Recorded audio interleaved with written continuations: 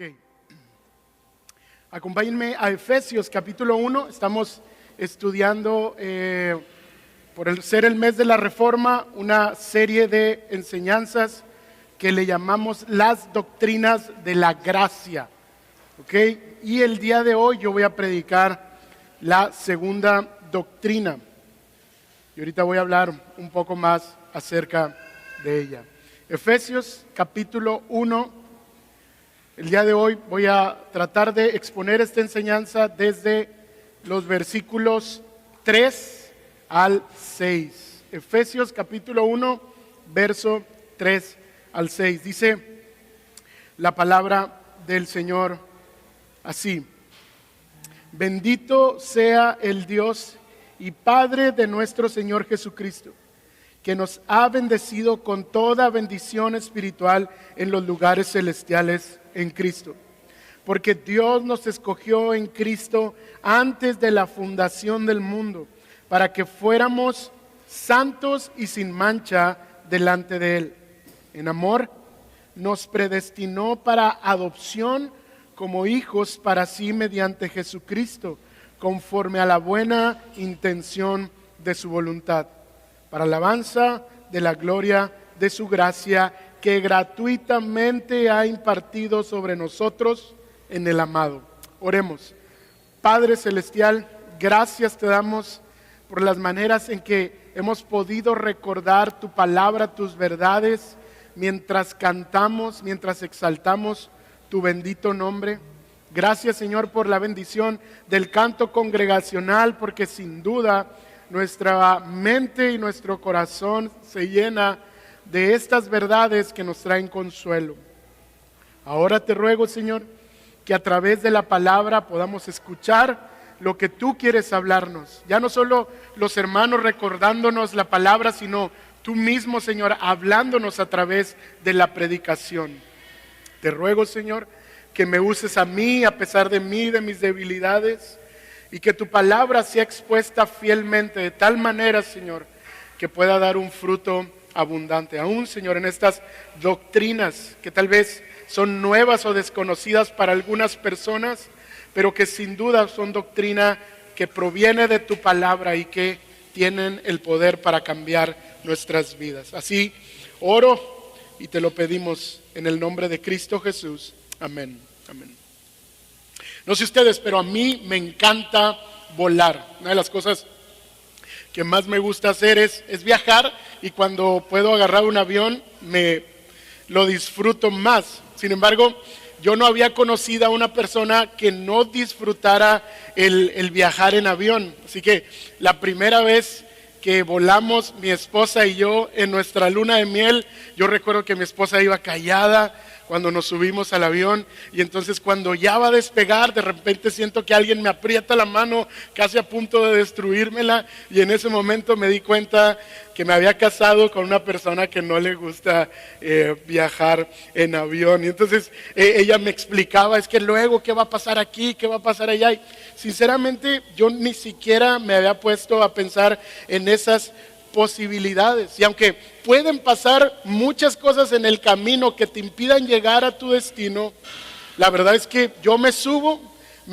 bien confiado, porque estoy seguro que este viaje que estoy tomando está predestinado para llegar hacia un lugar. Y detrás de esa predestinación a aquel lugar se han hecho un montón de cosas, un montón de protocolos, se ha preparado un montón de gente, y entonces yo me subo confiado. ¿Por qué, mi hermano? Porque mi vuelo está predestinado a llegar a un lugar seguro. Y es muy interesante porque esta palabra predestinado ustedes la pueden encontrar, no quiero sonar como que he viajado hacia allá, me puse a investigar, pero ustedes la pueden encontrar en cualquier aeropuerto de Grecia. Si tú llegas a Grecia, tú vas a darte cuenta que dice: de Atenas a España, vuelo predestinado. ¿Sí? El destino ya está determinado. Y sabes que esta misma palabra en el griego, la palabra proorizo, también la usa la Biblia. Pero no la usa para hablar de un vuelo en avión. esta palabra la usa para hablar del destino y la salvación de aquellas personas que Dios ha elegido con un destino eterno asegurado. La doctrina que yo voy a enseñar durante esta tarde es la doctrina de la elección incondicional, o como algunos otros la conocen, la doctrina de la predestinación. Y quiero definirla de la siguiente manera. Es la doctrina teológica que afirma que Dios, desde antes de la creación del mundo, ha determinado el destino de los que han de ser salvos. Es decir, Dios ha elegido a ciertas personas para formar un pueblo para su salvación eterna, basándose incondicionalmente en su propia voluntad y bajo los parámetros de su amor y gracia, y no dependiendo de ningún mérito humano. Básicamente, esta doctrina nos dice que Dios eligió desde la eternidad pasada a todos los que habrían de ser salvos, y lo hizo porque así se le plació en su voluntad, y el motor de ello fue su gracia y su amor. Y entonces todas esas personas que han sido predestinadas por Dios desde antes de la fundación del mundo, independientemente de sus méritos, van a encontrar salvación. Así que, hermano, lo que yo te quiero predicar a través de esta enseñanza es lo siguiente: porque la salvación le pertenece a Dios, Él ha escogido un pueblo en Cristo para salvarlo eternamente. Porque la salvación le pertenece a Dios, Él ha escogido un pueblo para salvarlo. Y el primer punto lo vamos a ver en los versículos 3 y versículos 4 de este pasaje, y lo titulé de la siguiente manera: la elección de su pueblo es parte de su plan eterno. La elección de su pueblo es parte de su plan eterno. Y comienza el texto con una expresión de alabanza. El apóstol Pablo en el versículo 3 diciendo: bendito sea el Dios y Padre de nuestro Señor Jesucristo. ¿Qué es lo que hace al apóstol Pablo explotar en adoración y en alabanza? ¿Qué es lo que hace al apóstol Pablo decir esta declaración con tanto fervor? Y él dice que nos ha bendecido con toda bendición espiritual en los lugares celestiales en Cristo. El apóstol Pablo estaba tan gozoso de saber y de entender que los creyentes, que el pueblo de Dios, que aquellos que son salvos son ricos, son enteramente ricos, porque tienen toda bendición espiritual que se les ha concedido gracias a la persona y a la obra de Jesucristo. Pero a partir del versículo 4 y hasta el versículo 14, que no lo voy a enseñar hoy todo, empieza a describir cuáles son esas bendiciones con las cuales Dios nos ha bendecido en Cristo. Y la primera la tenemos en el versículo 4, dice: porque Dios nos escogió en Cristo. Dice el apóstol Pablo: bendito sea Dios porque Él nos escogió en Cristo. Es decir, la salvación se llevó en Cristo y no fuera de Cristo. La elección que hizo Dios no fue a individuos de manera ambigua, sino que las hizo en una persona y en una obra, en Cristo Jesús. Porque entendemos que Apocalipsis nos enseña que el Cordero también fue inmolado antes de la fundación del mundo. Entonces, mientras el Señor planeaba su decreto de salvación, Él no salvó primero a los humanos. Él inmoló al Cordero y ahí nos escogió para salvación en Él. Porque fuera de Cristo nadie puede ser salvo. Jesucristo, como Dios, la segunda persona de la Trinidad, coeterno y co-creador con el Padre y con el Espíritu Santo, también entra en el rol de salvación. Y Dios escoge a un pueblo formado por individuos que Dios conoce personalmente y que los ha tomado y los ha salvado en distintos tiempos, pero los ha salvado en Cristo Jesús. Los ha salvado a través del único camino y los ha salvado a través del único mediador. ¿Cuándo lo hizo? Sigue diciendo el texto. Antes de la fundación del mundo. Hermano, la salvación que Dios ya había destinado para todos aquellos que ponen su fe en Él, ya había sido planeada y ya había sido decretada.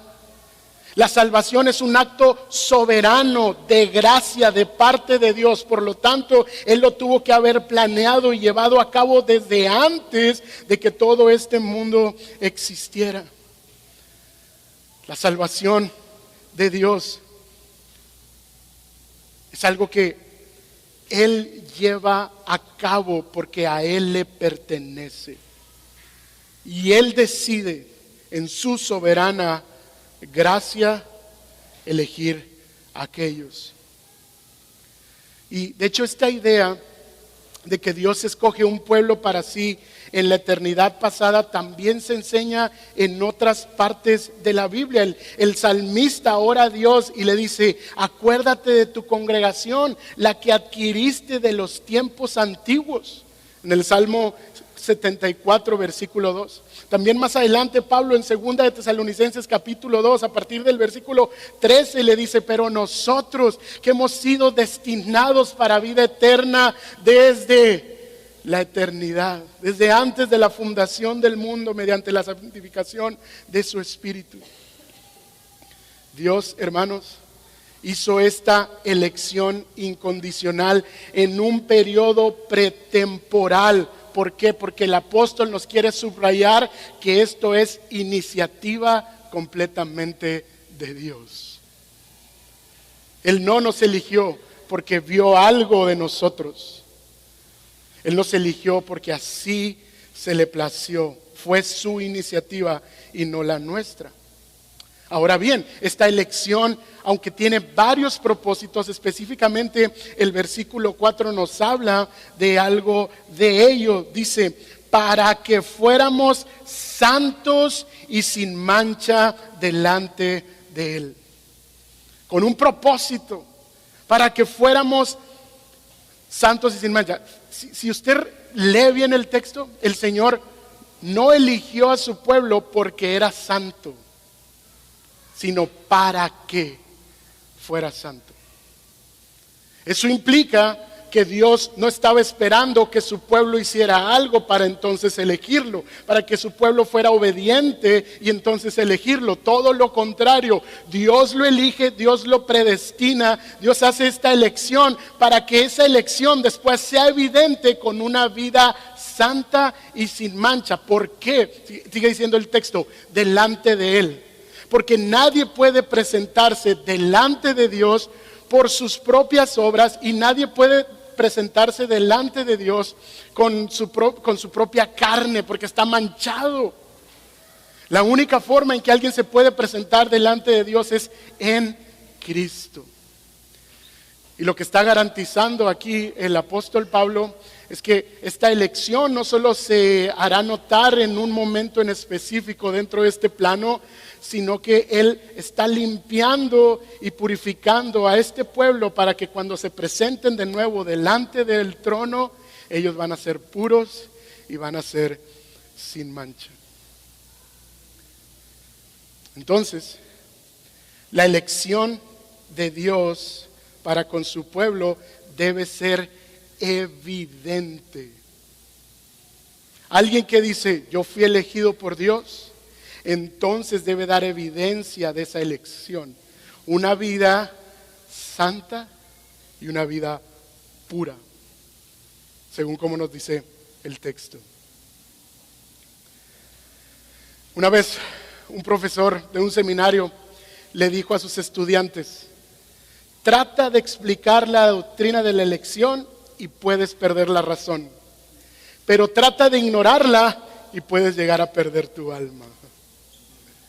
¿Por qué, hermanos? Porque la doctrina de la elección incondicional o de la predestinación puede ser que no la podamos entender, puede ser que no podamos razonarla en nuestra lógica, en nuestro corazón, en nuestra justicia, pero no podemos negar que es una doctrina bíblica. No podemos negar que es una doctrina que emana de la palabra de Dios.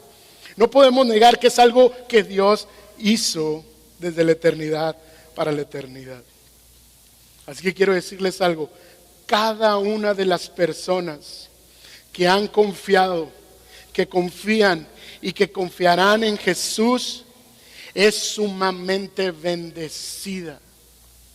Cada una de las personas que ha confiado, confía y confiará en Jesús es sumamente bendecida, es rica en espiritualidad.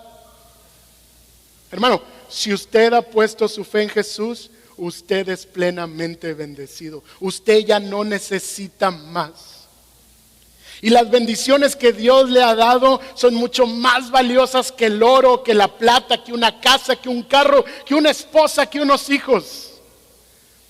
Las bendiciones que le ha dado son riquezas en Cristo. Y una de ellas es que Dios lo eligió a usted. Dios lo eligió a usted para salvación. Si usted pone su fe en Jesús, Dios lo eligió a usted. Y sabes que nuestro Señor Jesucristo en Juan 15 le recuerda eso a los apóstoles. Y les dice, ustedes no me escogieron a mí, yo los escogí a ustedes para que vayan y den mucho fruto. La misma idea. Así que goces, hermano, porque parte de esa riqueza es que Dios había pensado en usted. Dios lo conoció desde antes de la fundación del mundo y lo escogió, lo eligió sin que usted haya hecho nada, ni bueno ni malo, simplemente porque a Él se le plació. Así que si Dios te escogió, si tú has puesto tu fe en Jesús, si tú has respondido a esa elección, descansando y confiando en Cristo, debes tener un corazón lleno de esperanza. Debes tener un corazón lleno de alegría. Debes tener un corazón, aunque en medio de la tribulación y el sufrimiento, esperanzado, porque el que te escogió te va a preservar y te va a cuidar. Él te va a presentar sin mancha y santo delante del juez justo cuando Él regrese. En medio del sufrimiento, en medio de cualquier tragedia, en medio de cualquier bache espiritual o emocional que estés pasando o que vayas a pasar, recuerda que está planeado desde la eternidad para ti. ¿Y sabes qué? Dios lo está usando para rescatarte. Rescatarte de tu maldad, cambiar tu corazón y llevarte a la eternidad.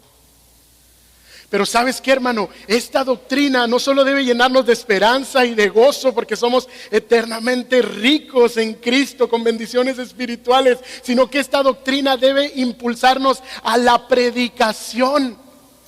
Debe impulsarnos a ser misioneros y evangelistas fervientes, porque entonces Dios garantiza que cuando nosotros le predicamos a alguien, nosotros nos vamos con la incertidumbre de, hijo, eso alguien va a querer o no va a querer. No, todo lo contrario, sabemos que entre alguien que le vayamos a predicar ya va a haber pueblo escogido. Porque Dios ya tiene personas que están listas para ser salvadas. Él las escogió desde antes de la fundación del mundo. Solo están esperando que el evangelio sea predicado, y cuando el evangelio es predicado, el Señor les concede la fe, el arrepentimiento, el oído para escuchar. Escuchan la voz de su pastor y entonces les siguen. En Hechos 13:48 dice que cuando terminaron de predicar, fueron salvos los que Dios había ordenado para vida eterna. Que Dios había ordenado para vida eterna. En Hechos 18:10, el apóstol Pablo tiene una visión sobre una ciudad y Dios le dice, Pablo, ve a predicar ahí, porque en esa ciudad yo tengo mucho pueblo.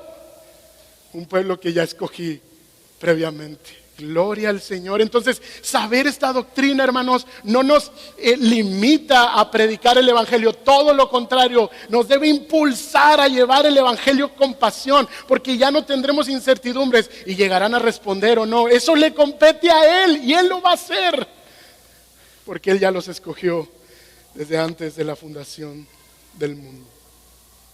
Ahora bien, cuando el Señor elige a su pueblo, tiene sus propósitos claros y nos dice que los elige para ser santos y sin mancha. Así que si tú estás en este momento preguntándote, ¿acaso seré salvo? ¿Yo seré uno de sus elegidos?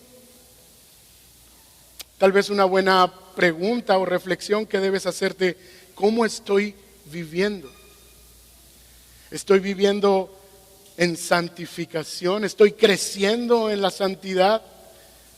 ¿Estoy siendo intencional en mi proceso de santificación, en buscar la pureza, en buscar la piedad? Y tal vez esa pregunta puede ayudarte a responder. ¿Estás viviendo para el propósito por el cual Dios te eligió? ¿Tu elección divina e incondicional tiene evidencia? Si no es así, hermano, es un buen momento para reflexionar en ello.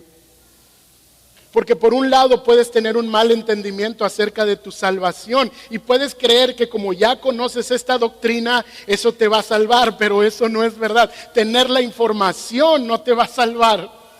Te va a salvar el haber puesto tu fe en Cristo Jesús. Y si esa fe es verdadera, dará fruto, santidad y pureza. O puedes tener un mal entendimiento de tu salvación creyendo que porque hiciste un día una oración, entonces ya eres parte de la familia de Dios. No es que yo recibí a Cristo en mi corazón y ya, check. Tampoco, hermano. Debe haber un fruto. Eso debe ser evidente para los demás.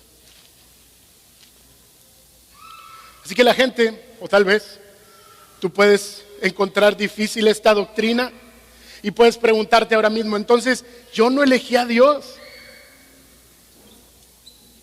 ¿Qué debemos responder?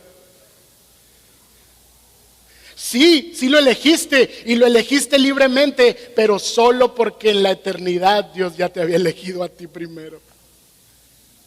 A lo mejor otros están preguntando: entonces, ¿no me decidí yo por Cristo? Y debemos responder: sí, claro que tú lo hiciste y libremente, pero solo porque en la eternidad Dios primero había decidido por ti. Gloria a Dios por eso, iglesia, porque la salvación le pertenece a Dios. Él ha escogido un pueblo en Cristo para salvarlo, no en este tiempo, no de este lado de la eternidad, sino desde la eternidad pasada hasta la eternidad futura. Y gloria a Dios por ello. Pero después en el versículo 4b o 4c, al final del 4 y empezando el 5, nosotros vemos el segundo punto de mi sermón. La elección de su pueblo es un acto de amor y misericordia. La elección de su pueblo es un acto de amor y misericordia. Y empieza el apóstol Pablo con esta frase: en amor nos predestinó para adopción como hijos para sí mediante Jesucristo, conforme a la buena intención de su voluntad. Empieza con una frase poderosísima que revela la intención y el motor de Dios en la elección soberana. Y dice: en amor, porque los amó, nos predestinó, nos determinó de antemano a que fuéramos adoptados, a hacernos sus hijos e hijas, a formar una familia, no solo un pueblo. No solo nos está dando una ciudadanía, sino que le está dando a los creyentes una identidad. Ahora son familia de Dios. Y esta palabra es poderosísima para los romanos, porque parte del trasfondo de la ley romana es que los hijos adoptivos gozaban de todos los mismos derechos que los hijos legítimos. Podían ser herederos y disfrutaban plenamente de la bendición de la familia. Así que lo que esta imagen ofrece, hermanos, es una imagen entrañable de un Dios que escogió a su pueblo, no solo como de manera fría, sino de manera amorosa. De hecho, esta frase contradice lo que algunos creen, que Dios arbitrariamente, como un hombre enojado, fue diciendo: tú sí, tú no, tú sí, tú no. No, hermanos. Él conoció a cada uno personalmente y por amor le escogió. ¿Para qué? Para ser su hijo. Y luego dice el texto, por el beneplácito de su voluntad. Simplemente porque a Él se le plació. Simplemente porque Él es soberano. Simplemente porque de Él es este plan, de Él es este universo y de Él son cada criatura. Y Él decide qué hacer con ellos. Así que por el beneplácito de su voluntad. Y otras traducciones lo traducen porque le complació en su voluntad. Es algo más que un mero decreto de su soberanía. Dios se complació grandemente al pensar en el futuro de su iglesia y en su disposición amable los eligió para ser una familia. Así que de manera resumida, hermanos, Dios no solo estaba eligiendo un pueblo para sí, sino una familia para restaurar la relación que se perdió en el Edén. Y Él lo hizo por amor y misericordia. Mira, acompáñame a Romanos capítulo 9. Romanos 9. Romanos 9, 14 al 18. No lo vamos a leer todo, les voy a dar contexto. El apóstol Pablo le estaba explicando a los romanos cómo la promesa había llegado primeramente a Israel y que su palabra no había fallado, pues Él tiene un plan eterno. Y dentro de ese plan eterno, Él había escogido a Jacob y no a Esaú. Y de hecho dice el texto que los escogió aún antes de haber nacido sin que hubiesen hecho absolutamente nada. ¿Y saben qué? ¿Cómo podía responder los romanos? Estaban diciendo, qué injusto. Qué injusto. A lo mejor lo mismo que estás pensando tú ahorita es lo mismo que estaban pensando los romanos cuando estaban estudiando este pasaje. ¿Y sabes qué pregunta hace el versículo 14 del apóstol Pablo? ¿Qué diremos entonces? ¿Que hay injusticia en Dios? A lo mejor tú te estás preguntando lo mismo ahora. Qué injusto Dios, ¿por qué eligió a unos y a otros no? Lo mismo que se estaban preguntando los romanos. Y pregunta, ¿hay injusticia? De hecho, esta doctrina debe producir eso, hermano.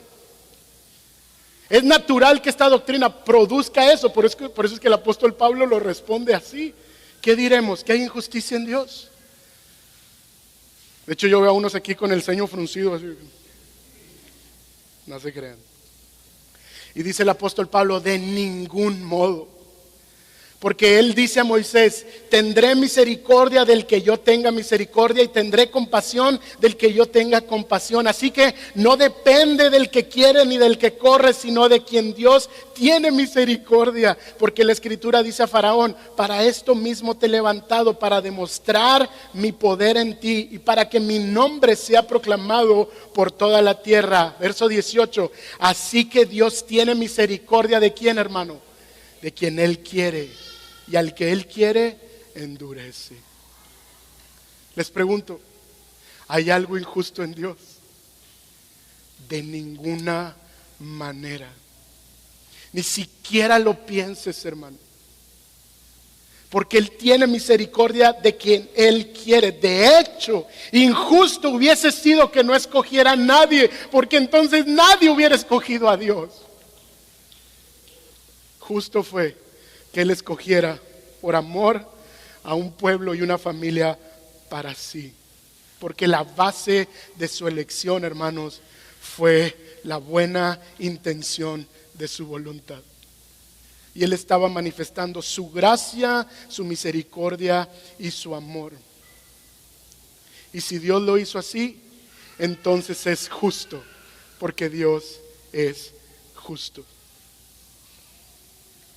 John Newton solía contar una fantástica historia y se reía de ella también cuando la contaba. Y él dice que esta señora decía, Señor, Dios debe haberme amado antes de que yo naciera, pues de otra forma no podría haber visto nada en mí que pudiese amar después. ¿Cuántos dicen amén? Gloria a Dios, hermano, que Dios nos amó antes de la fundación del mundo. Porque si nos hubiese amado cuando ya estábamos caminando en este mundo, rebelándonos contra Él, pecando y pecando, entonces no nos hubiera escogido. Y termina diciendo John Newton: estoy seguro que eso es cierto en mi caso. Yo creo en la doctrina de la elección porque estoy absolutamente seguro que si Dios no me hubiera elegido a mí, yo nunca lo hubiera elegido a Él. Tremendo. Y la razón es esta.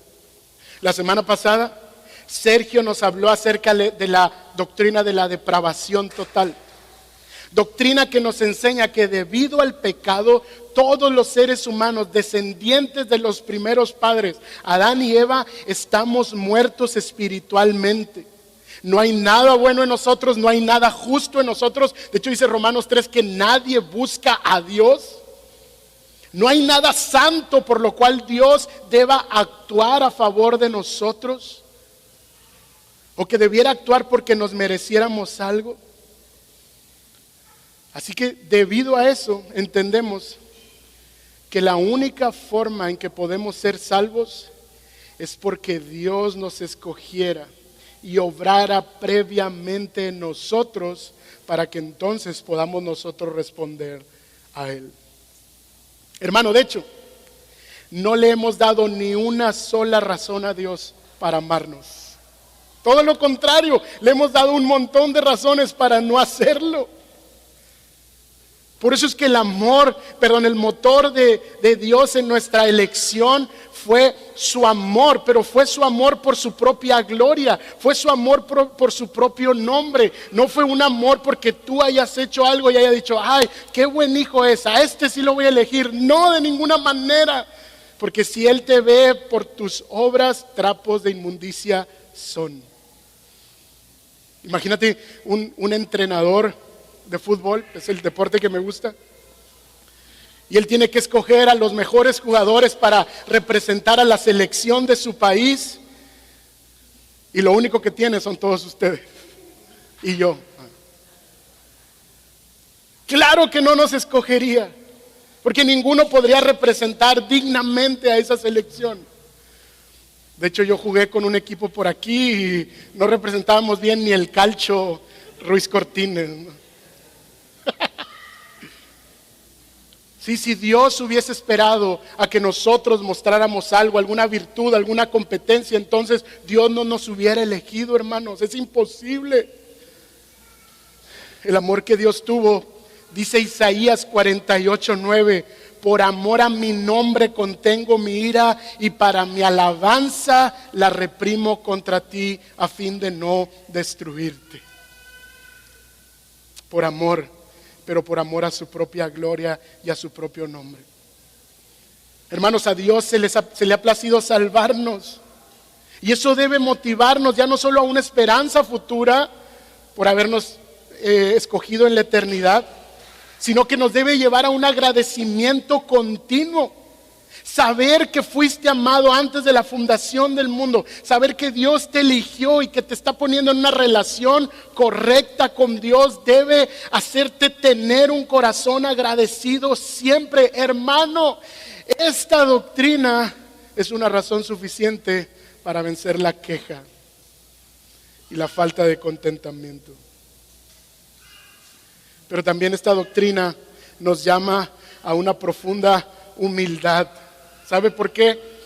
Porque yo sé que si usted nunca había escuchado esto, ahora mismo se siente humillado porque usted no aportó nada para su salvación. Ahora usted y yo no tenemos nada de qué jactarnos. Si somos salvos, no es porque nosotros escogimos a Dios, es porque Él nos escogió primero en Cristo Jesús. Así que Dios nos libre de la jactancia espiritual o la jactancia moral. Esta doctrina nos pone en la misma condición a todos. ¿Saben qué somos? Pecadores, salvados por la gracia. Nos pone en la misma condición. Somos redimidos y alcanzados por su misericordia. Y esta doctrina, hermanos, debe llevarnos a tener una relación correcta, profunda e íntima con Dios. Porque no todos son hijos de Dios, solo aquellos a quien Dios ha elegido, solo aquellos que han respondido en fe al sacrificio de nuestro Señor Jesucristo. Así que si tú eres un hijo de Él, ya no tienes que vivir como un huérfano espiritual, hermano. Ahora tienes un Padre maravilloso. Y Él lo quiso así, no porque vio algo en ti, sino precisamente por el amor que Él tuvo por ti antes de la fundación del mundo. En el libro de La vida centrada en el Evangelio viene un diagnóstico. Cuando tú pones tu fe en Jesús, una de las implicaciones del Evangelio es que Él te adopta como hijo suyo. Ya no tienes que vivir con un espíritu de orfandad. Eso también nos lo enseña Romanos capítulo 8. El Espíritu de Dios nos hace clamar, Abba Padre. Ahora tenemos un Padre maravilloso. Sin embargo, hay aspectos en nuestra vida que cuando tú no crees esta verdad del Evangelio, puedes estar viviendo como un huérfano espiritual. Y el libro de La vida centrada da algunas características de personas que creen en esta implicación del Evangelio y se sienten hijos amados de Dios, y los que se sienten como huérfanos. Y escogí 3 nada más. Un huérfano le falta intimidad vital y diaria con Dios. Alguien que todavía no ha entendido la verdad de que es adoptado hijo de Dios, le falta intimidad vital y diaria con Dios. Otra característica es que vive como una víctima del universo. Nadie me quiere, todos me odian, ¿sí? Nadie me soporta. Mi papá me arruina la vida, mi mamá también, mi iglesia también. Mi iglesia son mis amigos o mis haters, ¿no? Es como, siempre están haciéndose la víctima del universo. Y otra característica, siempre está a la defensiva porque quiere tener el control de todo. No puede confiar en el control de su padre. No es enseñable. Y, hermano, esto es para reflexionar de verdad, porque tú puedes ser un creyente, pero puedes no creer esta verdad de que eres un hijo de Dios y que tienes un Padre bueno. Ahora también habla acerca de algunas características o cualidades que tiene alguien que cree esta verdad. Y una de las que más me gustó, se sabe amado por Dios y no tiene preocupación por ello. Él sabe que Dios le ama. Ella sabe que Dios le ama. Y no está buscando ganar la aprobación de Dios, hacer obras y cosas, a ver si Dios le da tantito de su amor. No, se sabe completamente amado. Otra característica de un hijo es que confía todos los días en el plan soberano de Dios. Por más horrible que estén las cosas, Él me ha hecho un hijo y confío en su plan soberano. Y otra de las características que pienso necesito ejercer más, está contento con lo que Cristo le ha provisto para su vida. Él no dice, si tan solo tuviera esto, si tan solo consiguiera aquello. Él sabe que su Padre le ha dado lo que necesita en ese momento. Iglesia, la elección de Dios es un acto de misericordia inexplicable. Recuerda esto, por favor. Si Dios no te hubiera elegido a ti, debido a tu pecado, tampoco lo hubieras elegido a Él nunca. Así que, porque la salvación le pertenece a Dios, Él ha escogido un pueblo en Cristo para salvarlo.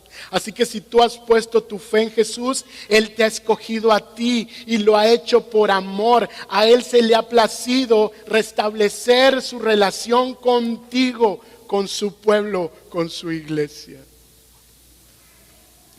Y lo último que nosotros vemos, versículo 6, y es el tercer punto de mi sermón.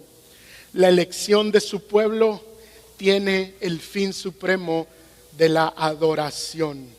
La elección de su pueblo tiene el fin supremo de la adoración. Y dice el verso 6, para alabanza de la gloria de su gracia, que gratuitamente ha impartido sobre nosotros en el amado.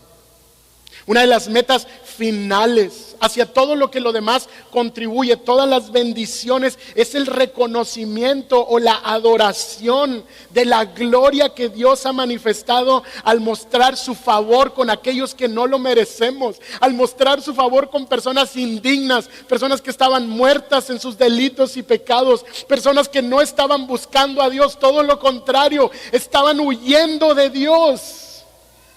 Ahí mostró su amor el Señor. En este versículo 6 se muestra claramente que el énfasis se dirige a la gracia de Dios. Fue esa maravillosa gracia que nos decía Sergio y que yo quiero complementar su definición. La gracia es darnos lo contrario a lo que nos merecemos. Los pecadores merecen la muerte. ¿Y saben qué hace la gracia? No solo los pone en un lugar neutro, sino que dice el texto que los pasa de muerte a vida. No solo los rescata, los sana y los pone en un estado como que bueno, ahí nos vemos, sino que aparte restaura la relación y le da la herencia de hijo. La gracia es dar lo contrario a lo que se merecen. Y eso es lo que el apóstol Pablo está enseñando aquí. Debemos adorar y debemos exaltar y debe la iglesia alabar al Señor por el favor inmerecido que Dios ha manifestado.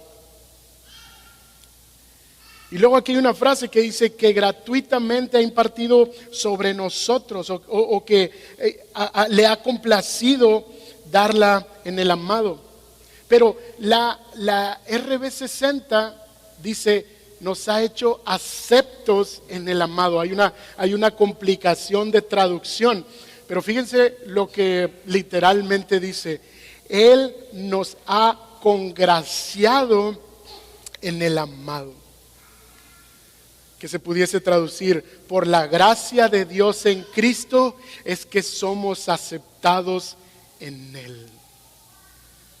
Por la gracia de Dios en Cristo es que somos aceptados en Él. Y por lo tanto debemos responder con alabanza y con adoración. Hermano, iglesia, amigos, te pregunto, después de escuchar sobre esta doctrina, ¿tienes alguna razón para alabar a Dios?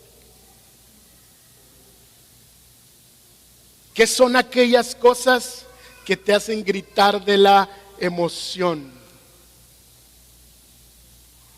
Pregunta. ¿Cuáles son aquellas noticias que deseas saber para decir, ay? Nosotros durante la noche y la madrugada estuvimos recibiendo una mala noticia sobre la situación de Isis e Isaí. Y tal vez si ahorita me llega un mensaje diciéndome, Isis ya salió del peligro, se está recuperando bien, yo le haría, yes, sí. Y esa es la respuesta, hermanos, natural de entender esta doctrina. De saber que su elección tiene como fin supremo una vida de adoración a Él. Estas son las noticias que necesitas escuchar, que Dios entregó a su Hijo Jesucristo, pero lo hizo desde la eternidad para la eternidad y escogió un pueblo en Cristo para salvarlo y al final de los días presentar a ese pueblo delante de Él para vivir adorándolo todos los días. Y eso debe ser razón suficiente para hacernos explotar en alabanza. Hermanos, Él se ha congraciado. Él te ha hecho aceptable delante de Dios. Él te ha hecho acepto. Nosotros jamás podemos hacer algo para que Dios nos acepte. Escúchame bien, lo que Dios requiere para aceptarnos es obediencia perfecta. Es que tú nunca peques, es que tú nunca falles, es que tú hagas todo perfecto. ¿Quién lo va a lograr, hermano? Nadie. Es por eso que Él nos ha hecho aceptos en Cristo, por los méritos de Cristo. Él es el único hombre que ha caminado en este mundo cumpliendo la ley de manera perfecta. Y si tú pones tu confianza en Él, esa obediencia perfecta también es tuya. Y ahora el Señor te ve por los méritos de Cristo. Hermanos, y esta posición de ser aceptados delante de Dios es una posición que nunca cambiará. Por eso es que podemos vivir para alabanza de su gloriosa gracia. Es bien importante, hermanos, el saber que somos aceptados en Cristo. Pues uno de los estragos más horribles del pecado es que nuestro corazón, al no estar completo y satisfecho en Cristo, está buscando cómo lograrlo. ¿Y sabes cómo lo hace? Buscando aceptación por todos lados. Buscando encajar en círculos sociales, buscando conseguir cosas materiales, buscando tener un tipo de casa, un tipo de carro, un tipo de trabajo para que la sociedad y el mundo lo acepte. Hermano, tú ya no necesitas eso. Si tu fe está puesta en Jesús, tú eres un hijo de Él. Ya no tienes que luchar contra ese ídolo de la aprobación y aceptación. ¿Saben qué, hermanos? Ese ídolo te va a hacer una vida miserable. Y les voy a contar un testimonio, pero no me juzguen. Hace más o menos como 2 años me invitaron a predicar a un taller de predicación expositiva que se llama Simeon Trust. Y cuando me hicieron la invitación yo dije, claro, me encantaría predicar ahí. Pero luego me enteré que uno de los expositores que iba a estar viendo mi predicación era el pastor Sugel Michelén. Y yo decía, no puede ser. El pastor Sugel es mi predicador favorito, primer ídolo, ¿no? Y yo decía, voy a decepcionar a ese ídolo. Pero luego me entero que el pastor Mateo Bixby se inscribió y Mateo Bixby fue mi profesor de predicación expositiva en la maestría. Y yo, no, Señor. Y por último, que no iba a venir, de repente se suponía que llegaba Jeremy Mix. Y Jeremy Mix es un hermano, el primer hermano que me introdujo a la predicación. Entonces básicamente estaban mis 3 ídolos ahí. Y yo decía, o les ofrezco un sacrificio agradable. Pero les voy a ser honesto. No disfruté predicar ese día. Tenía temor, tenía nervios. Porque yo estaba esperando la aprobación de ellos sobre mi sermón. Y eso es lo que sucede, hermanos, cuando vivimos buscando la aprobación y la aceptación de los hombres. Deja de vivir por temor a ellos. Deja de vivir por el qué dirán los demás. Deja de vivir por las expectativas que tú mismo te has puesto, pero que esperas que lo evalúen los demás. Hermano, tú ya eres aceptado en Cristo y no necesitas nada más. Alábalo. Recuerda, hermanos, que tu elección no se trata de ti, se trata de Él. Y Él, según Romanos 8:29, te está transformando cada día a la imagen de Jesucristo. Él está cambiando tus pensamientos, tu corazón, tus acciones. Y aunque ahora mismo no puedes ver, confía en lo que Dios está haciendo. Porque un día nuestro Señor Jesucristo será el primogénito entre muchos en esta gran familia. Así que su elección incondicional no debe ser una razón para la confusión, la duda o la frustración, sino para la adoración, hermano, para alabar su gloriosa gracia. Porque la salvación le pertenece a Dios. Él ha escogido un pueblo en Cristo para salvarlo, para que viva en adoración mientras está siendo transformado. Y quiero terminar con esto. Spurgeon cuenta que después de haber predicado Romanos capítulo 9, él se baja de predicar y se le acerca a una viejita y le dice: hermano, pastor, no entiendo esa doctrina de la elección.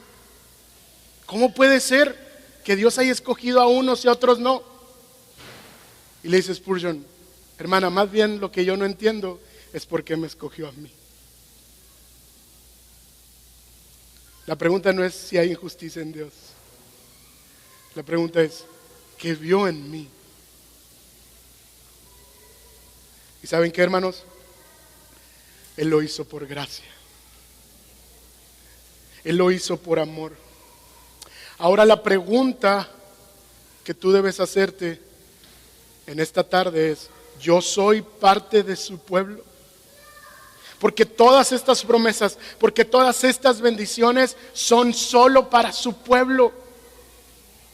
Y tú no tienes que preguntarte: ¿seré elegido o no? Hermano, el camino y la respuesta es la misma para todos. Ven a Cristo en arrepentimiento y fe. Si no estás seguro de que eres su pueblo, solo ven a Jesús con fe. ¿Y sabes qué promete? Que Él no va a rechazar a nadie que venga a Él. Gloria al Señor. Todo el que venga a Cristo y beba del agua de vida, Él podrá tomarla. Porque es evidencia de que Dios lo escogió previamente.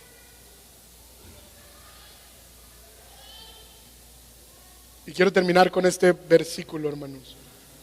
Acompáñenme a Apocalipsis 7.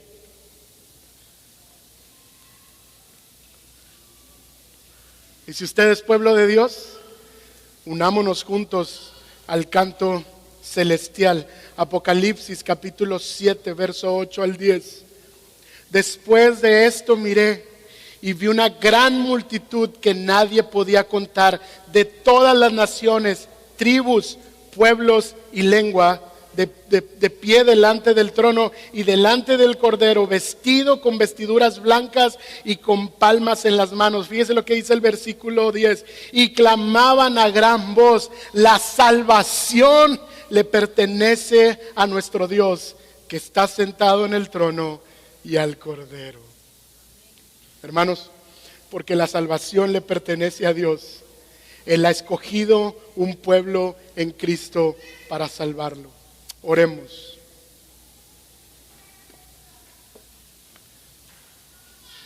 Señor, gracias por mostrarnos tu obra tan preciosa de redención, tu obra tan grandiosa de salvación. Y aunque hay un misterio ahí, también tenemos claridad sobre tu motivo, sobre tus motivaciones, sobre tus razones y tus propósitos. Y eso es suficiente para nosotros. Ayúdanos a entender esta doctrina.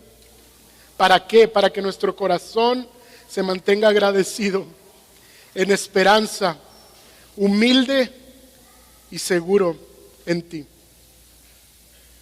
Te rogamos, Señor, que quites toda duda, frustración o confusión, y más bien, danos un corazón de adoración. Y aquellos, Señor, que no son aún tu pueblo, pero tú los has elegido, Señor, que hoy respondan a ti en fe y en arrepentimiento, para que juntos podamos cantar: la salvación le pertenece al Señor. Gracias te damos en Cristo Jesús. Hermanos, y precisamente quiero invitarlos a que pongamos en pie y terminemos.